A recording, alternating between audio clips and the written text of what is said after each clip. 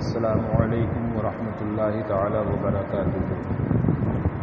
اعوذ باللہ من الشیطان الرجیم، بسم اللہ الرحمن الرحیم۔ یا بنی اسرائیل اولاد یعقوب اذکروا نعمتی التی انعمت علیکم علی آبائکم من الانجاء من فرعون وفلق البحر وتضلیل الغمام وغیر ذلک بأن تشکروها بطاعتی، یعنی اے بنی اسرائیل اولاد حضرت یعقوب علیہ السلام، میری ان نعمتوں کو یاد کرو جو میں نے تم کو عطا کی، یعنی تمہارے آباء و اجداد کو، مثلا فرعون سے نجات دینا اور دریا کو چاک کر دینا اور بادلوں کو سایہ فگن بنانا وغیرہ وغیرہ، بأن وہ اس طرح کہ میری اطاعت کر کے میری نعمتوں کا شکریہ ادا کرو۔ خیال رہے بنی اسرائیل کے بعد اولاد یعقوب کا اضافہ کر کے حضرت مفسر علام نے اس طرف اشارہ فرمایا کہ بنی اسرائیل سے یہاں مراد حضرت یعقوب علیہ السلام کی اولاد ہے۔ حضرت یعقوب حضرت اسحاق بن ابراہیم علیہ السلام کے فرزند تھے اور اسرائیل آپ کا لقب تھا۔ یعقوب عقب سے بنا ہے جس کا معنی ہے پیچھے، چونکہ آپ اپنے بھائی کے ساتھ جڑواں پیدا ہوئے تھے، مگر آپ اپنے بھائی کے بعد کسی قدر پیچھے پیدا ہوئے، اس لیے حضرت اسحاق علیہ السلام نے آپ کا نام یعقوب رکھا۔ منقول ہے کہ ایک مرتبہ حضرت اسحاق علیہ السلام گوشہ نشین ہوئے اور ان کو حجرے کے دروازے پر بٹھا دیا کہ کسی کو اندر نہ آنے دیں۔ اچانک ایک مقرب فرشتہ انسانی شکل میں آیا اور حضرت اسحاق سے ملاقات کا اشتیاق ظاہر کیا۔ آپ نے منع فرمایا مگر وہ نہ مانا، آپ اس کو نہ پہچان سکے۔ آپ نے اس کو جبراً روکنے کی کوشش کی۔ حضرت اسحاق علیہ السلام شور سن کر باہر تشریف لائے، دیکھا کہ حضرت یعقوب فرشتے سے الجھ رہے ہیں۔ فرمایا بیٹے یہ مقرب فرشتہ ہے، اور فرشتے سے معذرت فرمائی۔ فرشتے نے یعقوب علیہ السلام کی تعریف کی اور کہا کہ اسی طرح حق خدمت ادا کرنا چاہیے، اور پھر حضرت اسحاق علیہ السلام سے کہا کہ ہماری طرف سے ان کا نام اسرائیل رکھو۔ اسرائیل عربی زبان کا لفظ ہے جو دو لفظوں سے مرکب ہے، اسرا اور ایل سے۔ اسرا کا معنی عبد یعنی بندہ یا صفوہ یعنی برگزیدہ بندہ ہے، اور ایل عبرانی زبان میں اللہ تعالیٰ کا نام ہے، لہذا اسرائیل کا معنی ہوا عبداللہ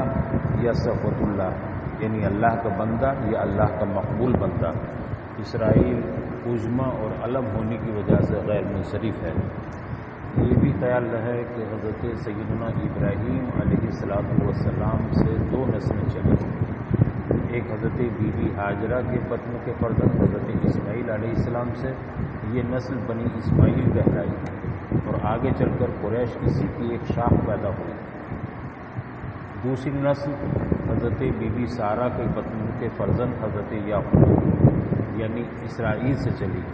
یہ نسل بنی اسرائیل کہلائی۔ بنی اسرائیل کا عروج صدیوں تک رہا، مدتوں تک یہی قوم توحید کے علمبردار رہی، غرض کہ ایک زمانے تک قوم بنی اسرائیل دینی اور دنیاوی اعتبار سے سکہ راج الوقت رہی۔ ان میں بڑے بڑے صاحب اقتدار بادشاہ ہوئے اور فوجی جرنیل بھی، اور اولو العزم پیغمبر و صلحاء اولیاء بھی۔ بازار نے لکھا 4000 سے زائد 4000 سال تک سلسلہ نبوت انہی میں جاری رہا، ہزاروں نبی ان میں پیدا ہوئے، جس کی وجہ سے کوئی قوم علم و حکمت میں ان کی برابری کا دعویٰ نہیں کر سکتی تھی۔ بنی اسرائیل تو ایک نسلی نام ہے، مذہبی حیثیت سے یہ لوگ یہود تھے۔ توریت محرف مسخ شدہ بہرحال جیسی بھی تھی ان کے پاس موجود تھی، دینی سیادت ابھی تک ان کے پاس تھی، دنیاوی اعتبار سے مالدار تھے، تجارت کے بڑے ماہر تھے۔ حجاز کی آبادی میں اس دینی و دنیاوی تفوق کی بنا پر ان کو اچھی خاصی اہمیت حاصل تھی، یہاں تک کہ بعض لوگوں نے قبول اسلام کرنے کی یہ شرط لگا رکھی تھی کہ اگر یہود نے اسلام قبول کر لیا تو وہ بھی قبول کر لیں گے۔ اسی لیے قرآن حکیم نے یہود کو خاص طور پر اسلام کی طرف بلایا تاکہ ان کے اسلام لانے سے دوسرے لوگوں کے لیے اسلام قبول کرنے کی راہ ہموار ہو جائے، اور اگر وہ اسلام قبول نہ کریں تو ان کی ہر دھرمی کا پردہ چاک ہو جائے اور دنیا کو پتہ چل جائے کہ یہ صرف دنیاوی اقتدار اور دولت و ثروت کے باعث اسلام کی مخالفت کر رہے ہیں۔ اگرچہ نزول قرآن سے مدتوں پہلے ہی ان کا اقتدار رخصت ہو چکا تھا، ان کا شیرازہ بکھر کر دنیا میں منتشر ہو چکا تھا۔ یہ بھی خیال رہے کہ حضرت مفسر علام نے یہاں بنی اسرائیل پر صرف 3 احسانات کا ذکر کیا ہے: الانجا من فرعون و فلق البحر و تذلیل الغمام، جبکہ اس صورت میں بنی اسرائیل پر 10 احسانات کا ذکر ہے۔ اسی طرح 10 قبائل کا بھی ذکر ہے۔ 10 احسانات میں 3 تو یہی جن کو ذکر کیا گیا، مفسر نے ذکر کیا، اور ان کے علاوہ بنی اسرائیل کی خطاؤں کو معاف کرنا، حضرت موسیٰ علیہ السلام پر توریت کا نازل فرمانا، پتھر سے 12 چشموں کا جاری کرنا، مرنے کے بعد انہیں زندہ کرنا، من و سلوہ کا نازل کرنا، مصر کی سلطنت عطا فرمانا اور دریا کا خشک کر دینا۔ حضرت مفسر نے وغیرہ ذالک کہہ کر انہی احسانات کی طرف اشارہ فرمایا۔ یہ بھی واضح رہے کہ خطاب اگرچہ زمانے رسالت کے یہود اور قیامت تک آنے والی ان کی ذریت سے ہے،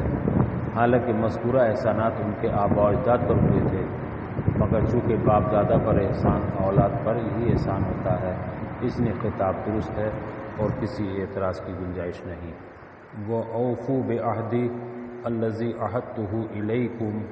مِنَ الْإِيمَانِ بِمُحَمَّدٍ صلی اللہ علیہ وسلم، اور تم میرے عہد کو پورا کرو جو میں نے تم سے لیا، اور وہ محمد رسول اللہ صلی اللہ علیہ وسلم پر ایمان لانے کے متعلق ہے۔ اوفوا بعہدکم الذی عہدتہ الیکم من الثواب علیہ بدخول الجنہ،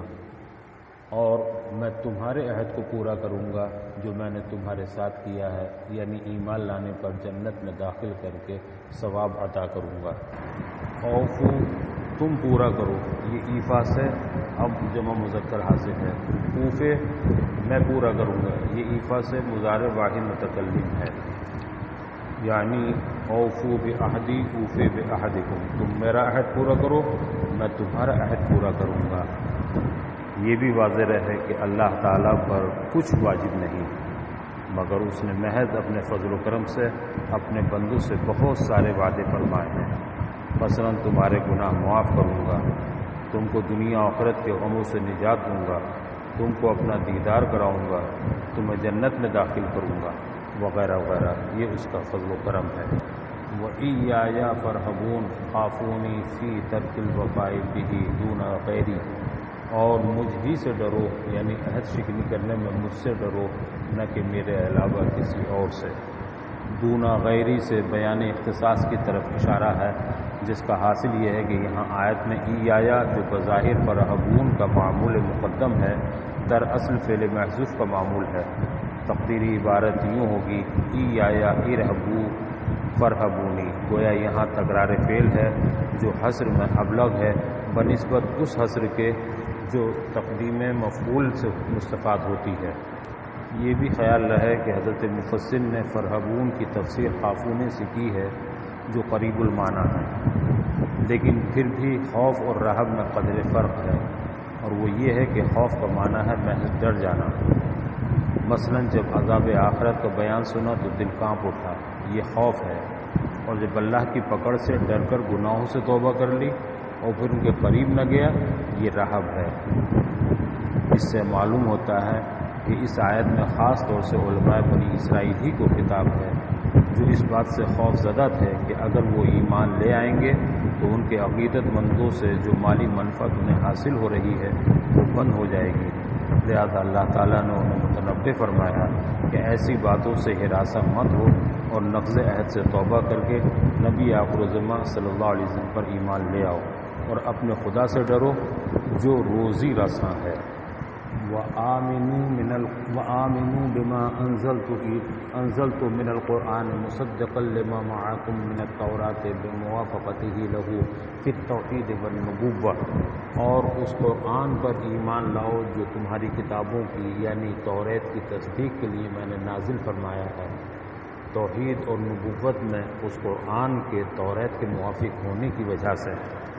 وَلَا تَكُونُوا أَوَّلَ كَافِرٍ بِهِ مِنْ أَهْلِ الْكِتَابِ لِأَنَّ خَلْفَكُمْ تَبْعٌ لَكُمْ فَإِسْمُهُمْ عَلَيْكُمْ، اور تم اہل کتاب میں سے اول منکر نہ بنو اس لیے کہ تمہارے بعد آنے والے تمہاری اتباع کریں گے تو ان کا گناہ بھی اور ان کے گناہ کا وبال بھی تمہارے ہی اوپر پڑے گا۔ وَلَا تَكُونُوا أَوَّلَ كَافِرٍ بِهِ، بِهِ کی ضمیر قرآن یا محمد صلی اللہ علیہ وسلم کی طرف راجع ہے، دونوں صحیح ہے اس لیے کہ دونوں لازم و ملزوم ہیں، اس لیے کہ ایک کفر دوسرے کے کفر کو مستلزم ہے۔ اول کافر نہ بننے کا مطلب یہ ہے کہ یہود میں تم اول کافر نہ بنو، ورنہ تو تمام یہودیوں کے کفر کا وبال تم پر پڑے گا۔ حضرت مفسر نے من اہل الکتاب کی طرف اسی اشکال کو دور کرنے کا قصد کیا ہے۔ اشکال یہ ہو سکتا تھا کہ یہاں مدینہ شریف کے یہودیوں سے فرمایا جا رہا ہے کہ تم قرآن کے پہلے منکر نہ بنو، حالانکہ ان سے پہلے مشرکین مکہ قرآن اور صاحب قرآن کو ماننے سے انکار کر چکے تھے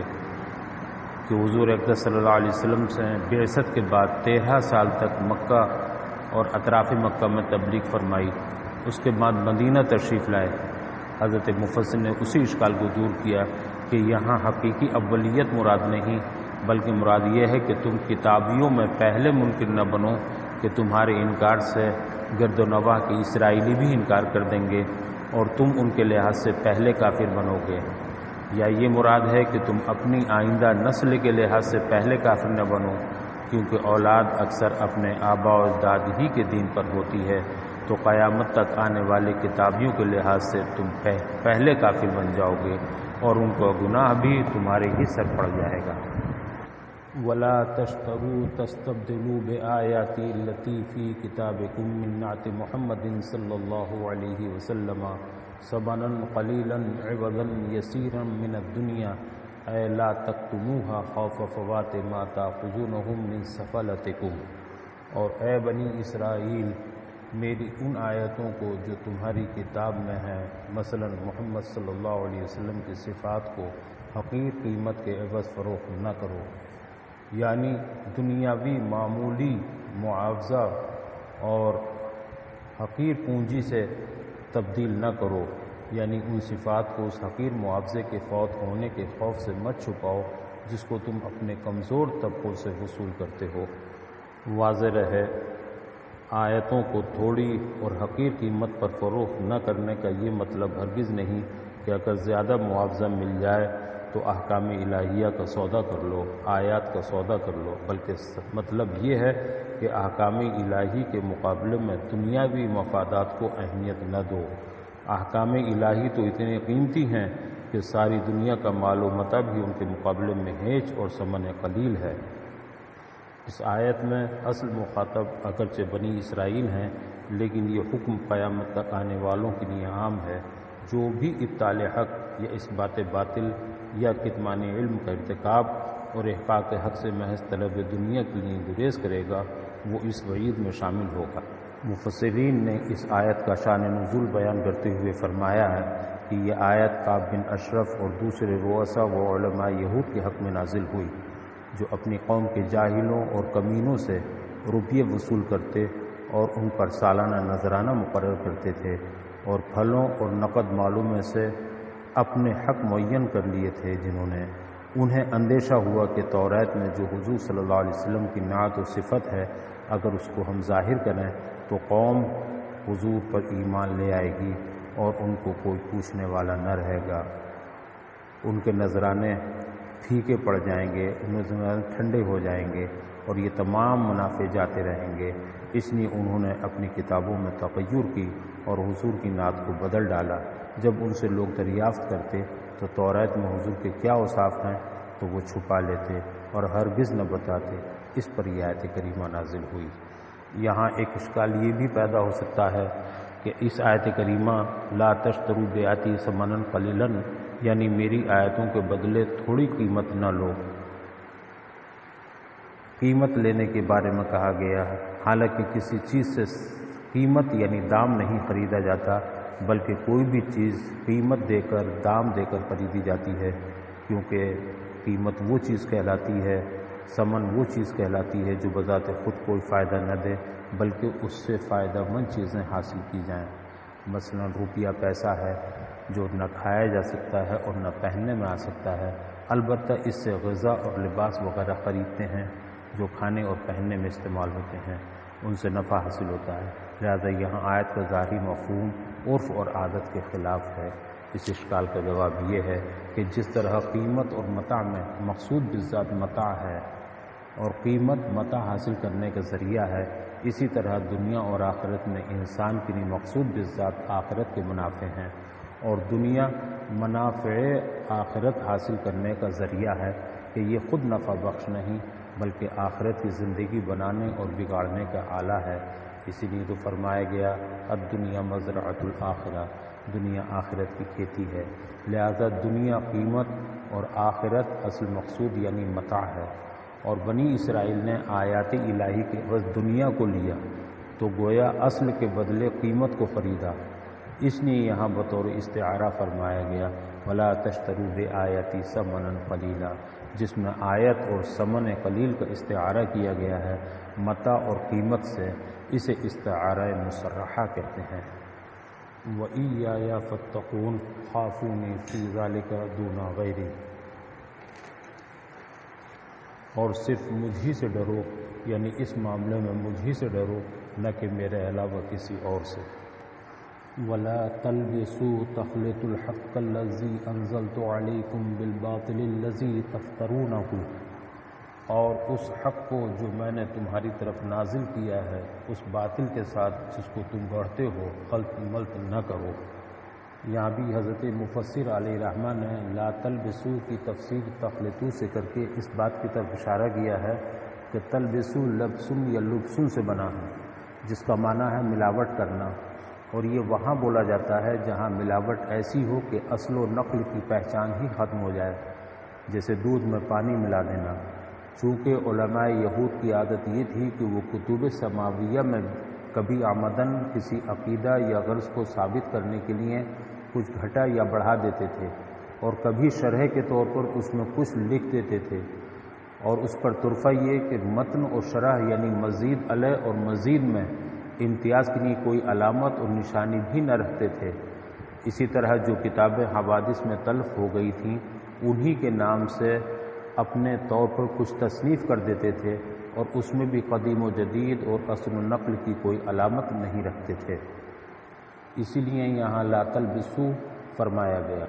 ولا تکتموا الحق نعت محمد صلی اللہ علیہ وسلم وانتم تعلمون انہ حق، اور نہ چھپاؤ حق کو یعنی محمد صلی اللہ علیہ وسلم کے اوصاف کو، تمہیں تو خود اس کا علم ہے، تم خوب اچھی طرح جانتے ہو کہ وہ رسول برحق ہیں۔ وَأَقِيمُوا الصَّلَاةَ وَآتُوا الزَّكَاةَ وَارْكَعُوا مَعَ الرَّاكِعِينَ صَلُّوا مَعَ الْمُصَلِّينَ محمد وَأَصْحَابِهِ صلی اللہ علیہ وسلم، اور نماز قائم کرو اور زکوٰۃ ادا کرو اور رکوع کرنے والوں کے ساتھ رکوع کرو، یعنی نماز پڑھنے والوں یعنی محمد رسول اللہ صلی اللہ علیہ وسلم اور ان کے اصحاب کے ساتھ نماز پڑھو۔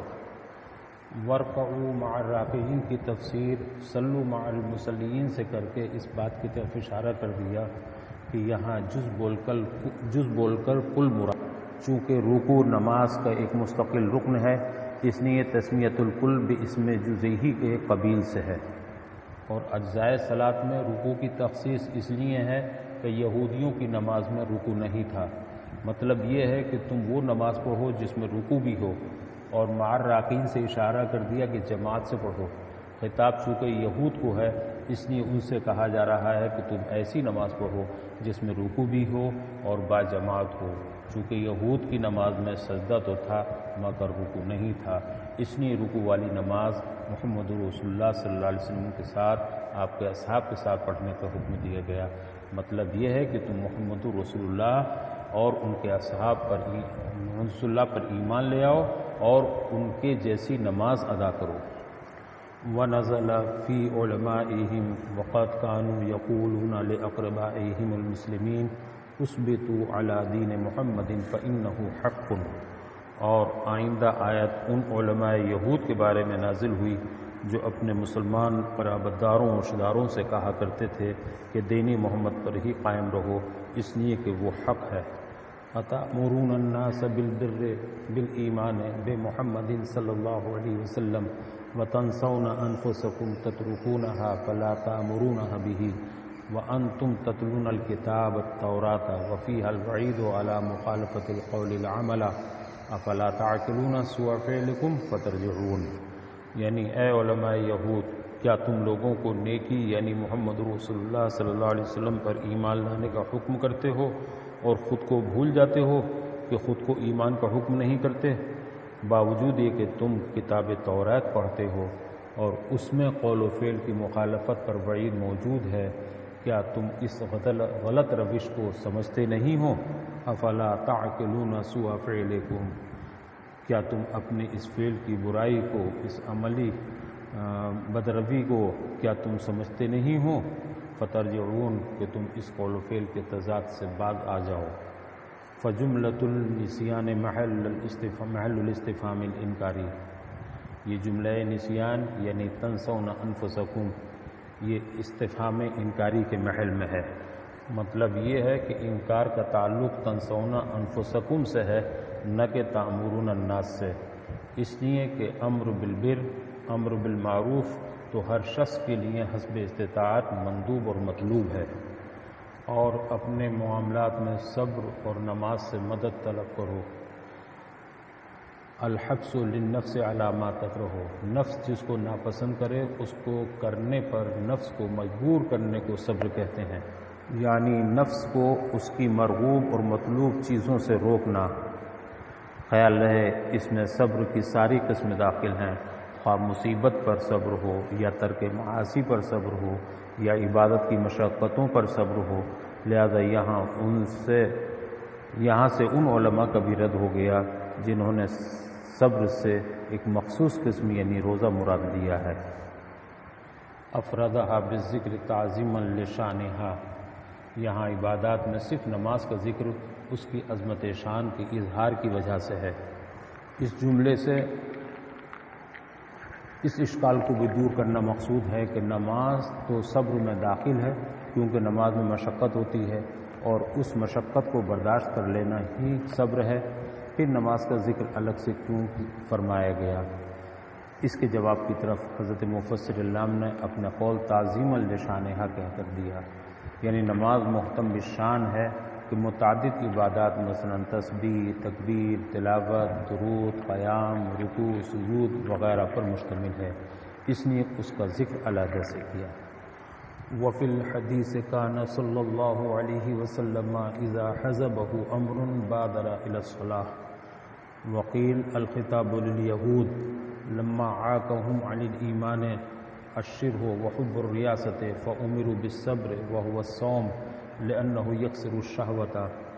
والصلاة لأنها تورث الخشوع وتنفي الكبر۔